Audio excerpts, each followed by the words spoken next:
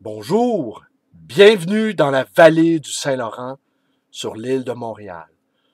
Mon nom est Bruno Lalonde et nous sommes le 6 Nivose de l'ère 220 calendrier républicain.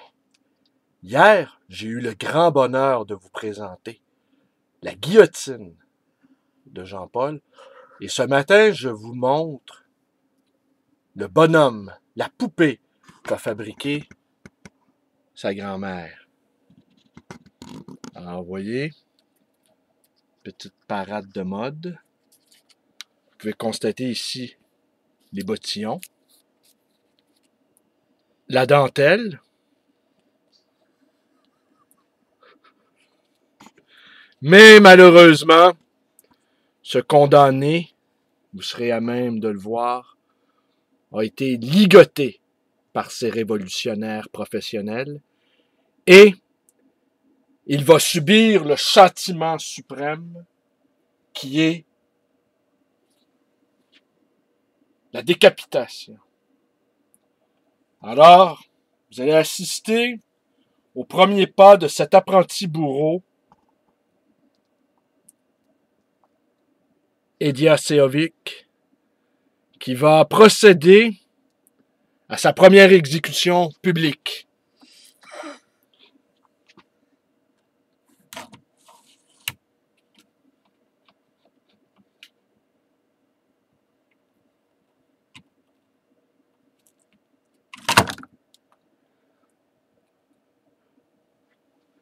Entendez-vous les vivats de la foule? Ils sont en liesse. Nous allons maintenant faire comparaître le citoyen Robespierre. Je vais demander à mon assistante de faire un gros plan sur Robespierre.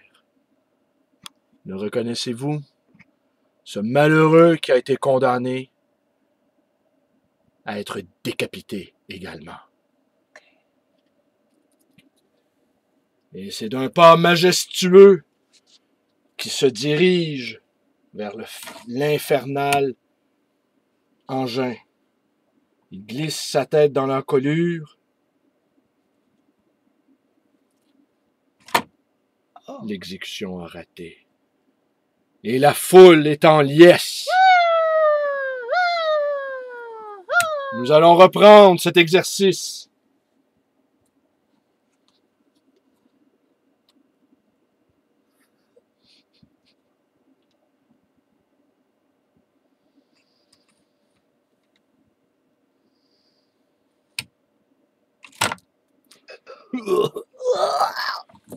Elle a tombé la tête! Mais vous connaissez la suite de l'histoire. La révolution, se nourrissant de ses propres enfants. La révolution ne connaissait plus de limites. Et c'est ainsi que les idéalistes, les révoltés, à l'origine de cette insurrection, de ce soulèvement, les carrés rouges eux-mêmes ont été supprimés.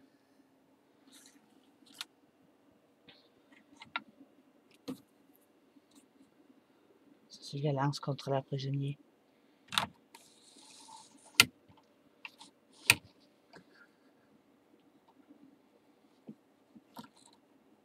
Oh non.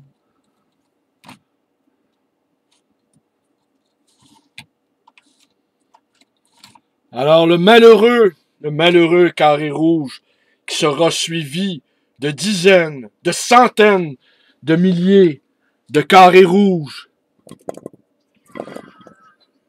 Voyez, toutes ces têtes de radis qui ont été supprimées, ce sont des carrés rouges. Et des milliers de ces étudiants fanatiques auront rencontré leur destin.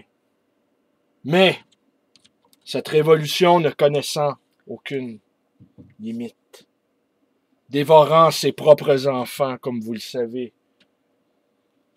Nous allons procéder maintenant à l'exécution finale du pire d'entre eux, le libraire Bruno Lalonde. Et après, pour terminer cette vidéo, nous vous lirons son texte testamentaire. Son texte testamentaire. Et avant, avez-vous quelque chose à déclarer, Bruno Lalonde, avant votre exécution? Oh non, j'aurais jamais dû m'embarquer dans des affaires de même. Franchement, j'aurais dû rester dans ma bibliothèque à lire de la poésie. J'ai perdu la tête avant qu'on me la coupe. J'aurais dû continuer à lire des Tintins. Je freak. C'est Jésus, Marie, Seigneur de Dieu. Ayez pitié de moi. Ayez pitié de moi. Ah oui, mon grand, à la guillotine.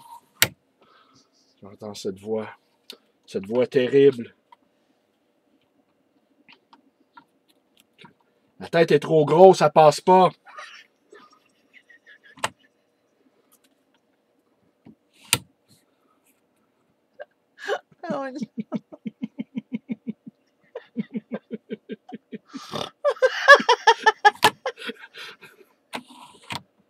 On recommence. Oh my God. Et voilà. Cette tête, elle a roulé. Pas de cheveux. Qu'est-ce qu'on fait? On le met sur une... Pas de cheveux pour le tirer dans les cheveux. Ah. La foule est en liesse et ils brandissent la tête du libraire. Tout à coup, la vallée du Saint-Laurent résonne des cris, des hurrahs, des vivats.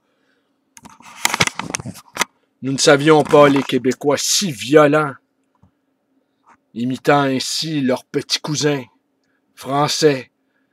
Où est passé le flegme calme de ces Québécois qui fumaient leur pipe de plâtre en regardant le cours tranquille du fleuve? Et maintenant, nous allons lire le testament de Bruno Lalonde.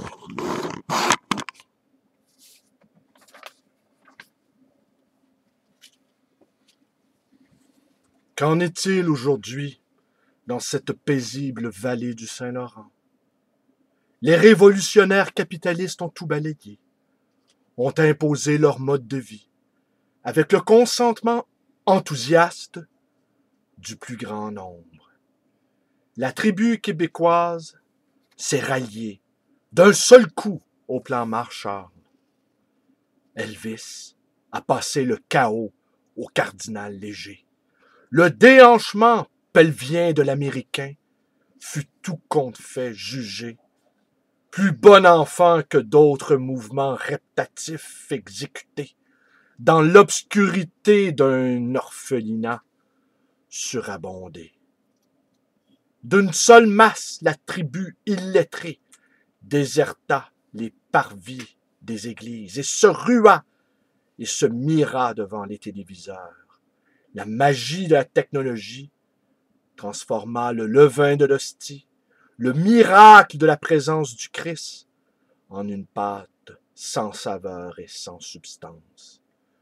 Les églises qui se vidèrent et les centres d'achat se remplirent.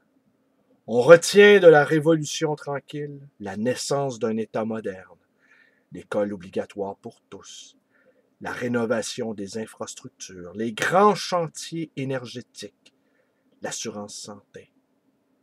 Et de l'autre côté, l'américanisation hégémonique colonisant toute la planète.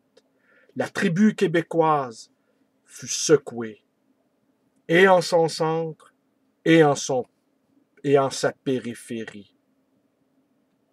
En élargissant le propos au Canada, Paul Martin, l'ancien premier ministre canadien, avait bien raison de parler du Canada comme d'une nation postmoderne. Aujourd'hui, le capitalisme semble à bout de souffle.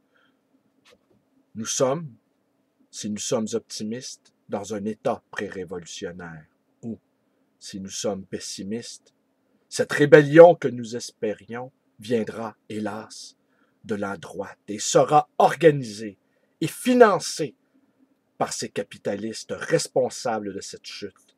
Et c'est ainsi que se mettra en place un bon vieux totalitarisme sécuritaire. Et la chasse aux dissidents sera au programme. L'avenir promet d'être radieux. Toynbee disait « Les sociétés meurent par suicide, pas par meurtre. Et ceux qui s'opposeront à ce suicide collectif, on les obligera, sous la menace d'une arme, à boire le Kool-Aid empoisonné. Il nous reste la révolte, et de bien se garder d'être révolutionnaires professionnels. Nous avons fui le sous-sol de Dostoïevski. Nous avons refusé d'être l'homme du sous-sol, celui qui tapit dans l'obscurité, juge les révoltés comme de pauvres naïfs. Disons-le nettement, en ce 26 décembre 2012, nous sommes en crise. Si notre foi est vaine, notre révolte ne l'est pas. Elle, cette colère commune, nous rend à notre propre humanité. C'est tout pour aujourd'hui. Je vous remercie d'être avec moi.